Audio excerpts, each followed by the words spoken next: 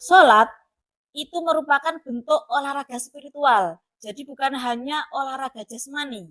Kenapa? Karena saat sholat, gerakan sholat dari takbir, ruku, kemudian sujud, itu melatih otot-otot kita fleksibel, sehingga otomatis akan menjaga kebugaran tubuh kita.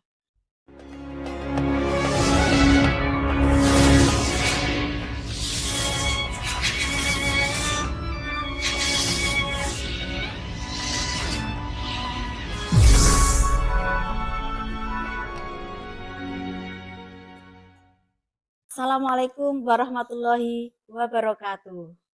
Waalaikumsalam warahmatullahi wabarakatuh. Asyhadu alla ilaha illallah wa asyhadu anna Muhammadan abduhu wa rasuluh. Allahumma sholli ala Muhammad wa ala ali Muhammad. Raditu billahi robba wa bil islami dina wa bi Muhammadin nabiyya wa rasulah. Rabbis rohli sodri wa yassirli amri wahlul uqdatam min lisani yafqahu qauli. Amma ba'du. Sahabat Sedamada dimanapun berada, serta anak-anakku yang selalu Bu Alfi sayangi.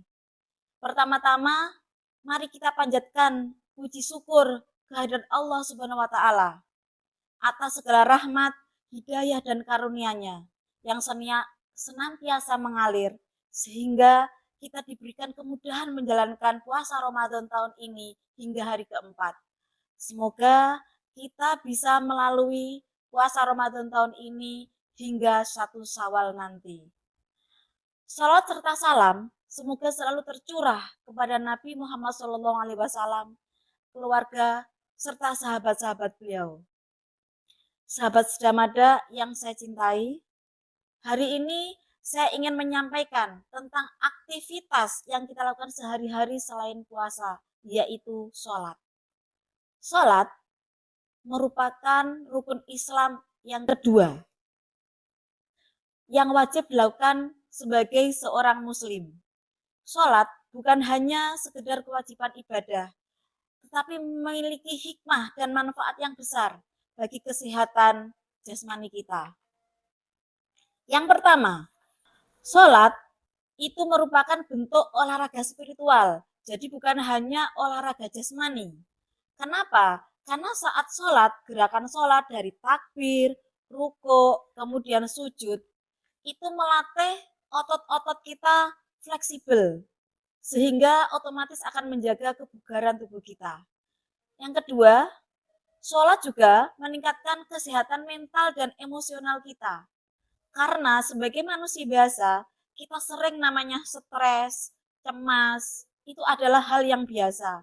Namun, apabila kita melaksanakan sholat dengan khusyuk dan kita fokus, maka hati kita akan menjadi tenang. Sehingga hal-hal yang membuat stres dan kecemasan tadi, insya Allah akan meredas dengan sendirinya. Yang ketiga, sholat itu melatih disiplin dan konsentrasi. Apalagi kalau dilaksanakan dengan khusyuk. Kemudian juga dilakukan dengan berjamaah. Untuk laki-laki wajib berjamaah di masjid. Ini dampaknya bukan hanya di sholat saja, otomatis di kehidupan yang lain. Kita ke sekolah juga datangnya tepat waktu, tidak terlambat. Kemudian juga saat kita diberikan tugas, kita juga bisa menjalankan dengan tepat waktu. Yang keempat adalah sholat bisa menjaga keseimbangan hidup antara bermain, sekolah, kemudian pekerjaan, istirahat, bisa kita lakukan secara seimbang. Saat kita rukuk dan sujud waktu sholat, kita akan merasakan sedikit berbeda apabila tubuh kita kurang sehat.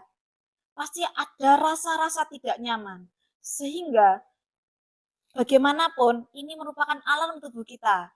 Makanya kita harus bersyukur saat kita sehat.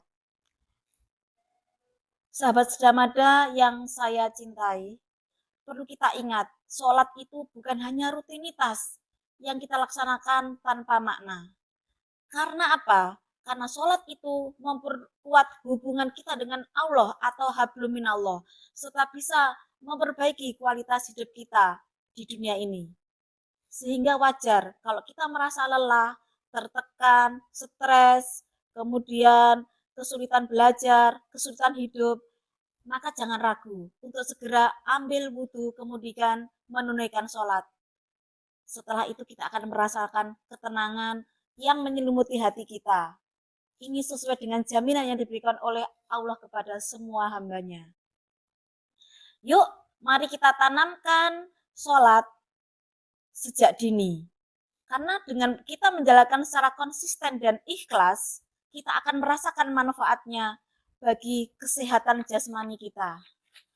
Terakhir, izinkan saya mengajak kita semua untuk berkomitmen bersama untuk menjadikan sholat sebagai ladang amal yang tak pernah surut pahalanya. Jadikan gerakan sholat sebagai ungkapan syukur dan pengabdian kita kepada Allah Subhanahu wa Ta'ala. Buah nangka, buah durian, buah naga dibuat es campur oleh Bunda. Kalau ingin Anda masuk surga, jagalah sholat Anda.